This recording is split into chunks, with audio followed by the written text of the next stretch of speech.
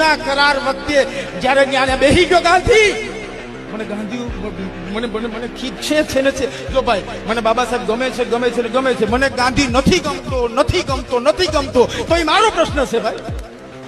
શા માટે નથી ગમતો? કેમ કે ઇંગ્લેન્ડની વિદેશની ધરતી ગોળમેજી પરિષદની અંદર જેથી બે મતના અધિકાર અને અલગ મતદાર મંડળ બાબા સાહેબ લખાવીને લઈ આવ્યા હતા.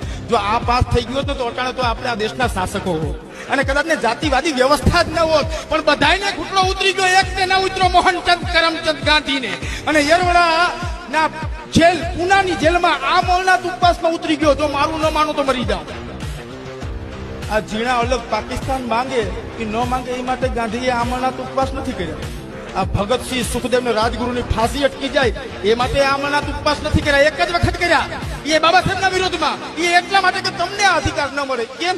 એ એવું કહેતા હતા કે જો તમને અલગ મતદાર મંડળ આપશે ને તમે હિન્દુઓથી અલગ થઈ જાઓ, બાકી અમને તો એ ભાણે ભેગા બેહાડીને ખવડાવતા. એવો પ્રેમ હતો અમારે બધા વચ્ચે. એવું હતું તો કેવું એવું હતું. જો બાબા સાહેબનું બહુ સ્પષ્ટ ગણિત હતું. ગાંધીજી બાબા સાહેબે ગાંધીને કીધું કે તું હું અમારે ભણવું નહીં. ના કે તમે ભણો. ગાંધીજી કે તમે ભણો, તમે 10મું ભણો, 12મું ભણો, કોલેજ કરો, MA કરો, ડોક્ટર બની જાઓ, પણ કામ તમારે વારવાનું જ કરવાનું. આ વિરોધ કામ શું કરવાને? તો કઈ તમારા પૂર્વ જન્મનું હોય.